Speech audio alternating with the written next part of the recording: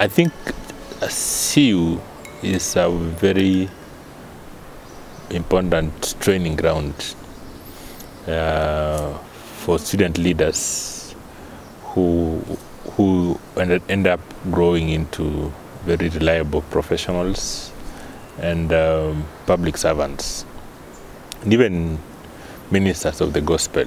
The CU helped me, first of all, to grow and anchor my values and principles as a believer, because that's the starting point. You have to be Christ-like. The term Christians come from those two words, Christ-like. So being a Christian or being Christ-like has a lot to do with the principles and values. How do you live as a believer? And those 4 years, I got that training and that grooming and that anchorage of growing those values as a believer. Besides now the values and principles, there's that element of discipline, the Christian discipline. Of course, it's a call that you have to keep working on. You have to keep working out on your salvation. So it requires discipline. And those 4 years, my Christian discipline got well anchored, such that you can stand for Christ, no matter the pleasures and the pressures of the world. Now, in terms of the bonus, was now being groomed as a leader. I got involved so much in leadership. Right from year 1, I was the class rep. So in class, that was the starting point of being a leader in the university. Then from there, the CU also got involved in several departments as a leader. There's ushering, the year fellowship. There is the exec as the second vice chair. There are various committees that I also got involved in. We initiated a campaign against drug abuse and sexual immorality, campaign dubbed Kadasi, and I was the chair. Yeah. So those are just some of the areas that I served in. So with those skills, those leadership skills, when you come out here, the opportunity to serve, at the workplace. Of course, I said in professional body, I'm a council member in the Institute of Surveyors of Kenya. From the regulatory point of view, I sit on that board as the vice chair. And as you serve in those positions, you are first of all serving and remembering the fact that you are a believer, you are a Christian. So what are you standing for?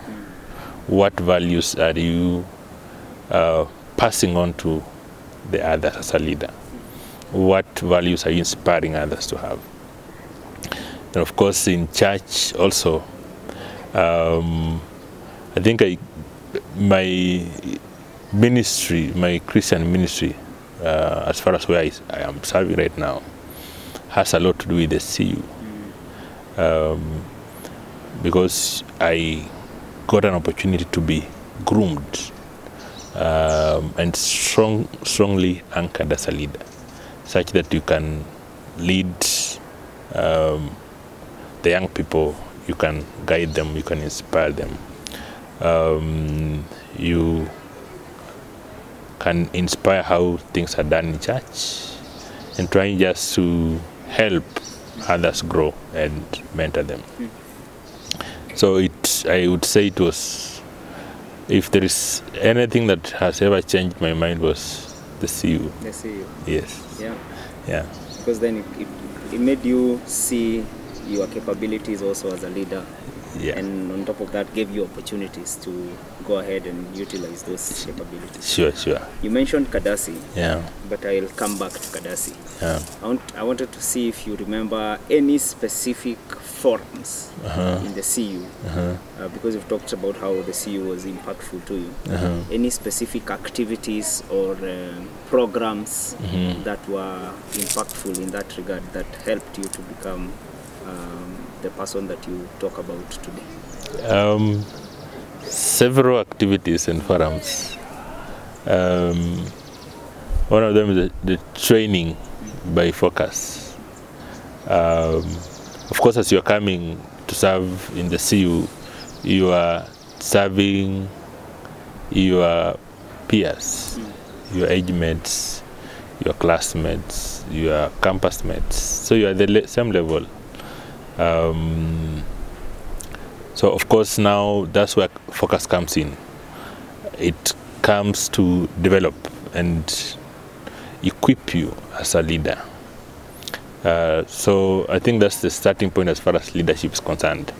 Then this, as the second vice chair, then known as the ANCO, there are forums that we used to organize mostly towards equipping the men in the CU and in society. Calebs. Called anointed, loving and elegant brothers. So we used to keep insisting that you have to stand up and be counted as a Caleb. So, and one of the issues that we kept talking about was responsibility as a Caleb or as a brother.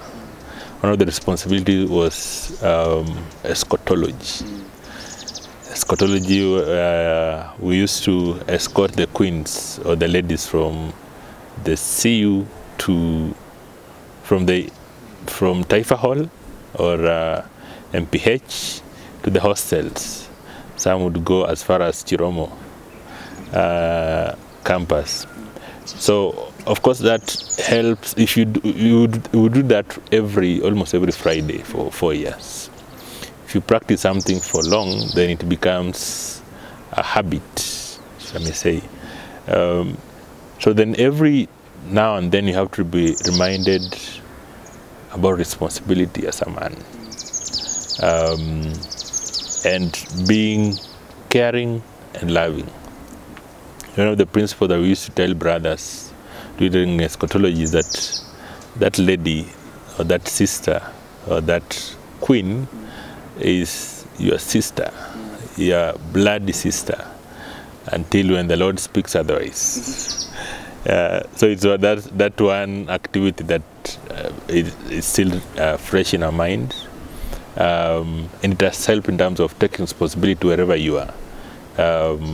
The world requires responsible men and women, and that particular training or that particular practice that we used to have helped me to appreciate that fact. Yeah, my mind just went back to an incident that happened the other day. You remember Diana Warogoro? Yes. She's our colleague at Focus now. Yeah. So I think she was coming from town carrying a big sack of things she had bought. Yeah. And she said to me, you Caleb, come here. You know? Yeah. Because I think also the fact that we were so used to doing it, yes, the sisters were also very appreciative of it. Yes. And they knew that they have people they can rely on, yeah, and also people they can trust. Sure, like you said, yeah, you treat them as sisters. Yes, that helps you to become responsible. Yeah. You attended any focus conferences in your time on campus? Yes. Yeah. I did attend.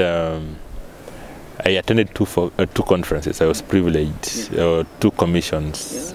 Yeah. The first one was in 2011, and the second was in 2014. 2014, I attended as an associate. Just completed my coursework.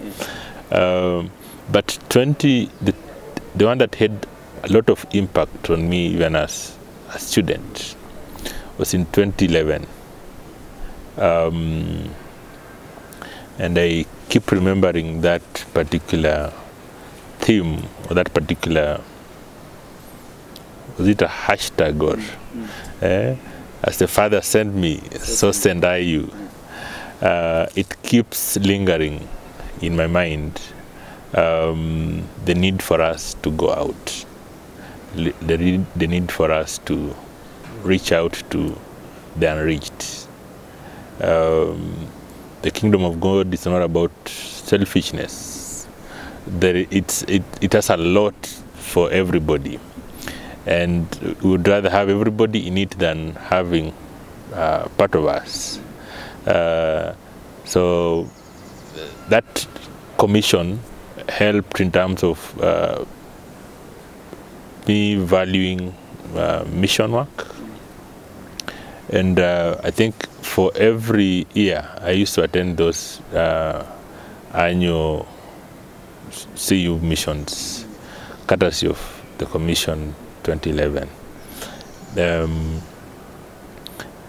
And you go there, you reach out to those guys and realize that this gospel is not as obvious as you think. There are people with no clue about Christ and about the good news. So it might sound obvious to you, but there is need for us to show that it's spreads and it reaches to the utmost part of the world. The Commission 2014, I remember there's this speaker, was it from US or from where? He kept talking about Mongolia. Mr. Tomlin. Mr. Tomlin from US. He kept talking about the need for us to identify our Mongolia. So since then I've been asking myself, where is my Mongolia? Mongolia is that particular part, from his exposition was that particular part that God had sent him to, just to go and spread the gospel, to camp there and be a missionary there.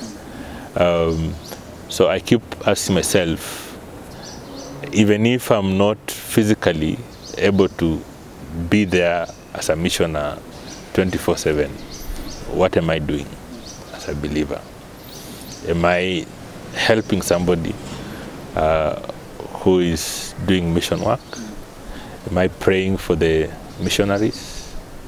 Am I supporting mission work as far as finances are concerned? Am I helping STEM staff? Because that's part of mission work. Because they are there to help the CU get more equipped for it to build the capacity and reach out. So I always try my level best. Sometimes I'm not very consistent to support STEM stuff, but I try my level best at least to be doing it once in a while. So that's part of the impact of those particular commissions. Yeah. And we talk about mission, yes. Going to the unreached people, STEM staff going to campuses. Yes. But there is the aspect of mission that I want us to talk about now as we get home. Yeah. Campus evangelism. Yes. Because at Focus we believe that the campus is the primary mission field for the CU. Yes. Because people come from everywhere. Yeah.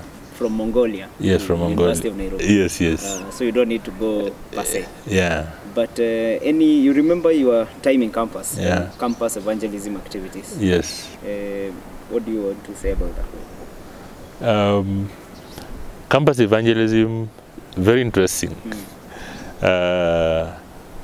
You are going to preach and reach out to your classmates, your campus mates, your college mates, your faculty mates. So then it even before you go out there, you need to ensure that you are living Christ-like life in the CU. Because if you've not been living very straight, then you don't have the audacity to go and reach out to them. So it's such an important activity.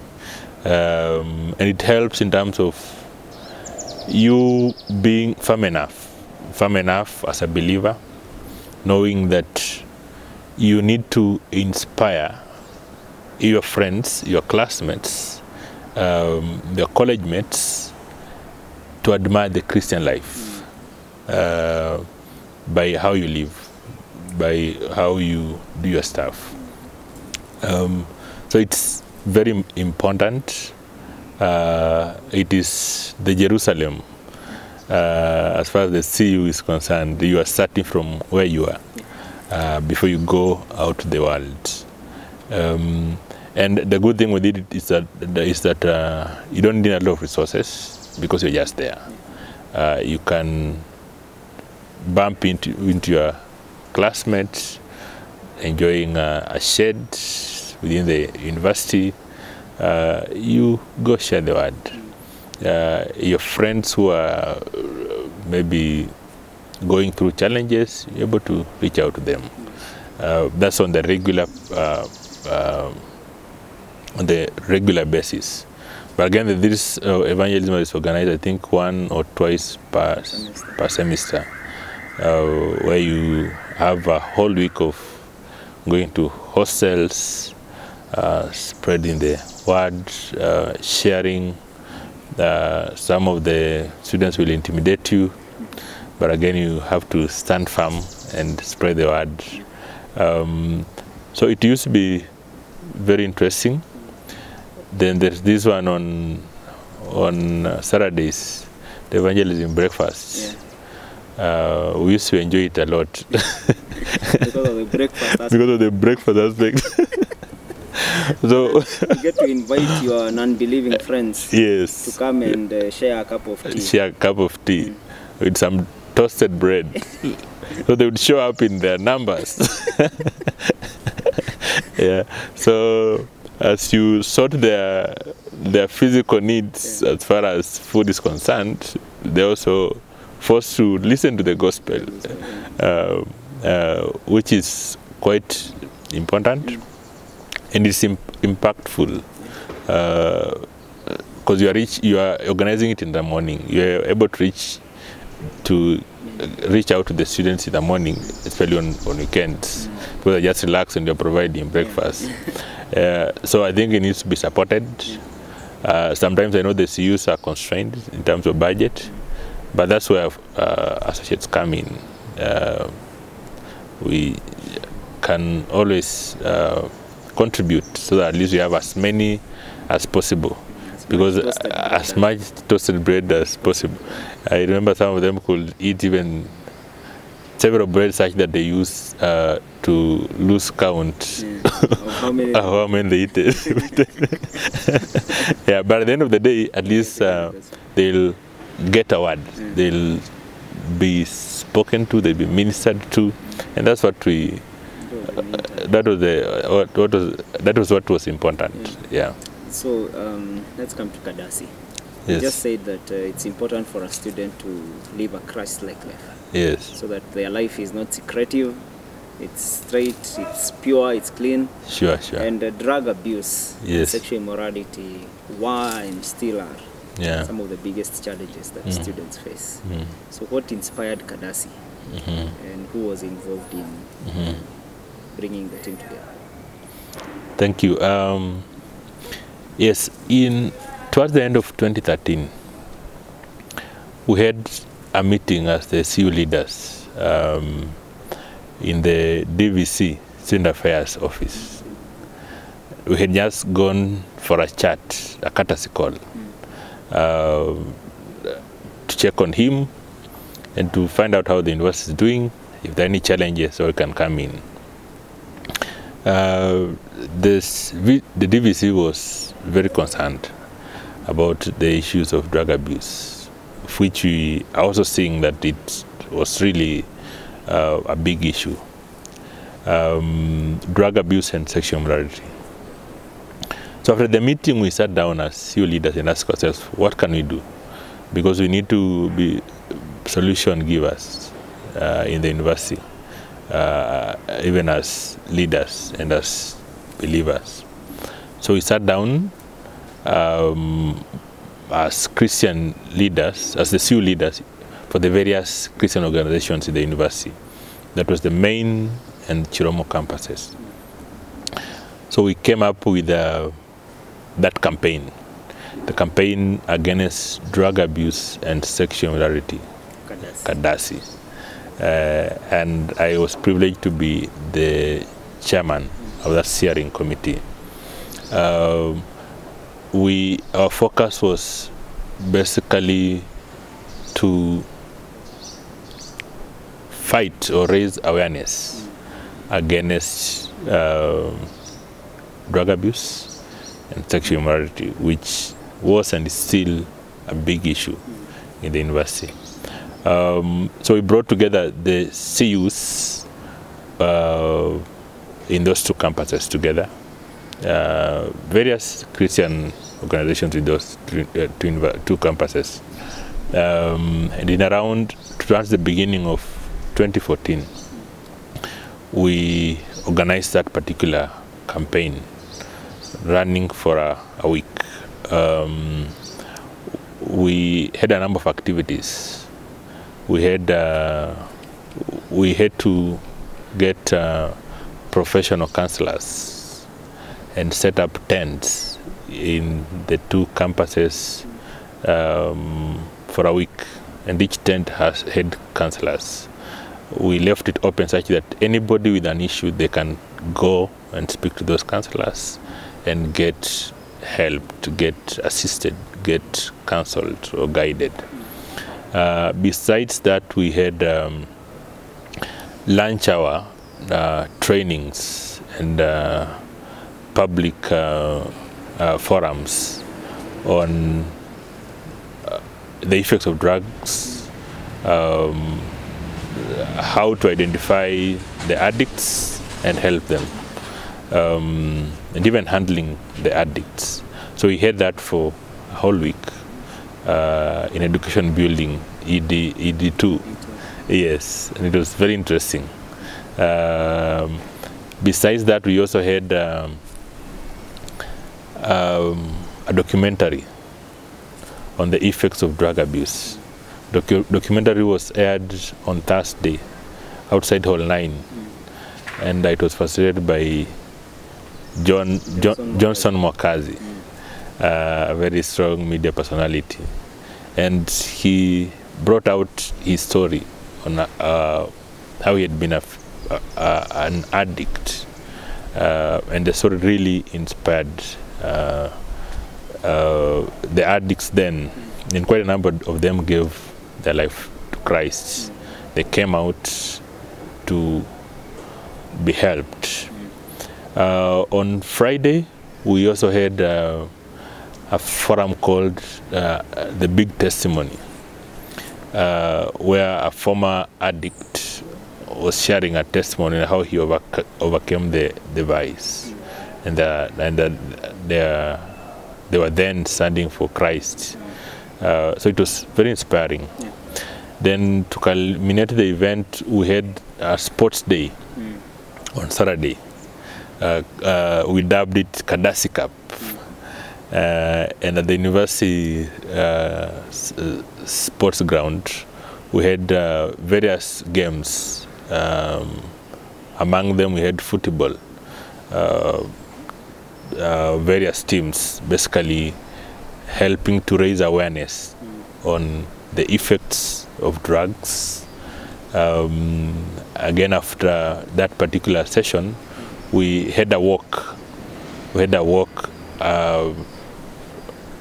in the university, in the main and the Chiromo campuses. We had a walk basically to talk about the vice, drug abuse and sexual immorality vice, and also to raise awareness so that the victims or the addicts can come out and get helped. Then as we culminated the whole event, we had the not Kadasi, I think I am so passionate about Kadasi. We had the Nakada chairman, it's called John Mtudo. Then the Nakada chairman, John Mtudo, came and spoke about drug abuse outside Hall 9, addressed students, and raise awareness.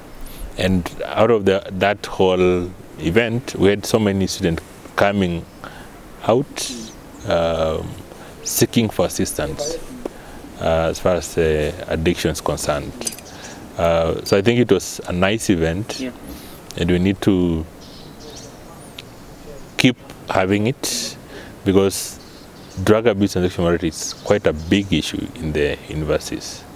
So I want to encourage CUs to help the university fight this, because we are society and we are leaders in society. We need to come up with solutions. I listen to you and I'm thinking, in my capacity now, even my colleague Peter, who is here, if we decided to look for Mokazi and John Mutudo, the current chair of Nakada, and go to the VC, one, we would be very challenged to explain who we are, and it would even take so much resources to bring these people there. But the students have some kind of privilege, I may even want to call it power, to be able to invite such people. So what would your challenge be to the student who thinks they are not able to do something? And also, this is an unusual way of outreach. Usually we are used to go door to door, do a crusade here, do a revival meeting in the evening. But now you're talking about tents with counselors. You're talking about a big testimony. You're talking about bringing someone who has been in this vice and has come out. Documentaries. The gospel, connecting this to, how do you see that campaign as a form of witness to the gospel? So those two things, challenging the students to utilize the opportunity they have and the power to, to go to the university. You talked about helping the university, but also how you see the gospel as the campaign as a witness or as a channel to witness the gospel to the campus community. Great. I think students have a lot of power, as you say. A student can walk into any office in this country and they'll be listened to. If a student decides to meet the president in a month or in a week, they can meet him because they are students. In the university, even from a lecturer's point of view, those VCs, those DVCs, those senior leaders in the university are meant and are there to serve the students. So you are free to walk into any of those offices at any given time. I would walk into the VC's office, the DVC office, and just raise the issues, then they will listen. Arrange for appointments, direct you on what to do as far as the coordination is concerned. Then it came to reaching out to these outsiders and these bodies like Nakada. It was very easy, the fact that I was a student.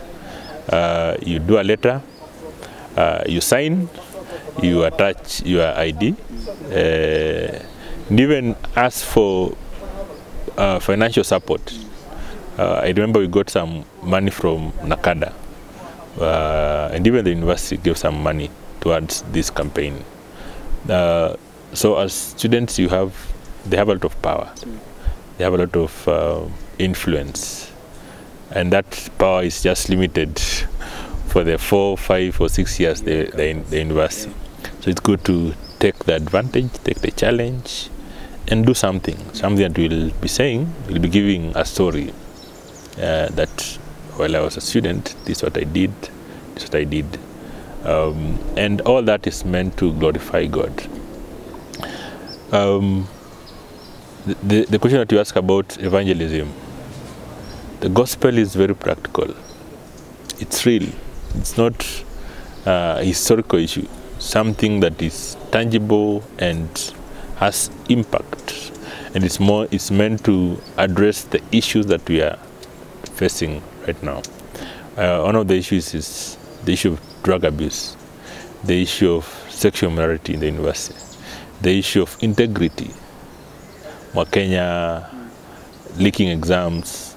Those are the issues that the university is facing, which really affect even the quality of graduates that we get. So as Christians and as students, we need to take up the challenge and ask ourselves, what are the real issues? What are the really issues that are facing the university, that are facing the students, that are facing this nation? Because those students will not be there for life. They'll be there for 4 years or 5 or 6. At the end of the day, they will come. And as they come, if they come with their issues, they are the same issues that will affect the society.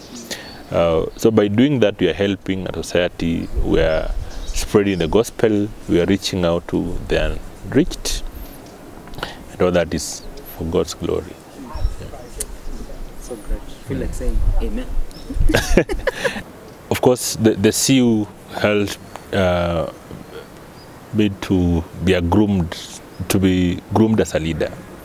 That is one.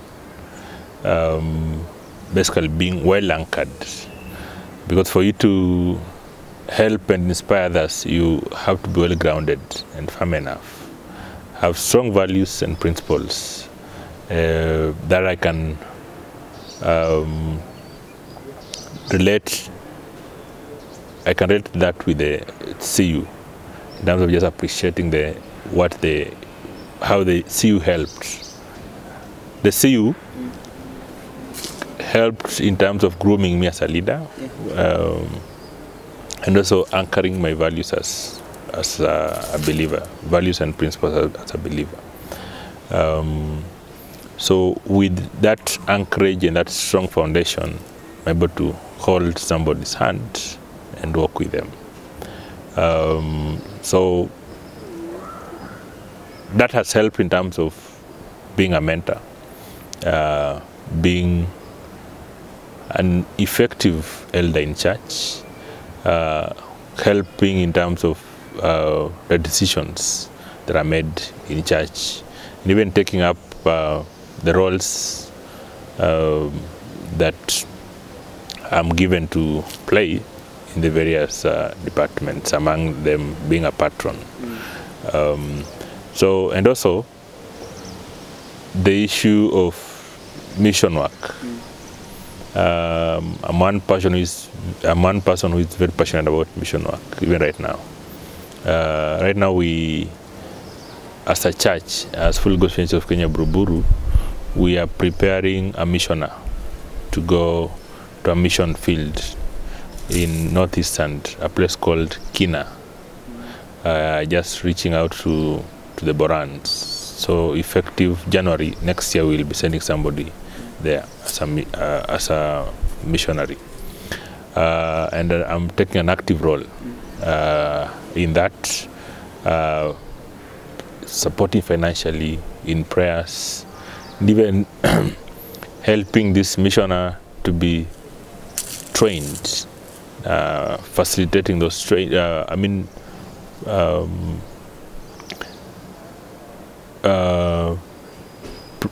not facilitating the trainings, but availing the resources that are required to prepare this missioner. And we also had a week called a missions week, basically towards the same, just raising awareness about the same. And we had that training called Kairos. Yes, on missions. So all that is basically trying to link what's happening in church and that particular background of mission work, courtesy of commissions organized by Focus. So the impact is still there. We are still actively involved in that work, and we will keep supporting. And if there is any missioner, any mission, I'm always among the first people to to register and go for it. Especially if you're going out as a church. We do have those missions as a church, where we just go and camp out somewhere for 2-3 days or a week and reach out. I take an active role in that. And also, of course, evangelism within Nairobi, having crusades, door-to-doors. I'm also involved in that. And that began from the CU. Yes, so the impact is still there. Yeah. And even sometimes we just take initiatives. You are somewhere with somebody sharing Christ, be it in an office or be it in an estate. You meet somebody and you meet a group of young people, you talk to them, share the gospel. Some of them will accept Christ, some of them will promise to ponder about it, some of them will reject and just go away. Yeah, but all that, it's for God's glory. Yes. Yeah. The Fellowship of Christian Unions, reaching students, changing nations.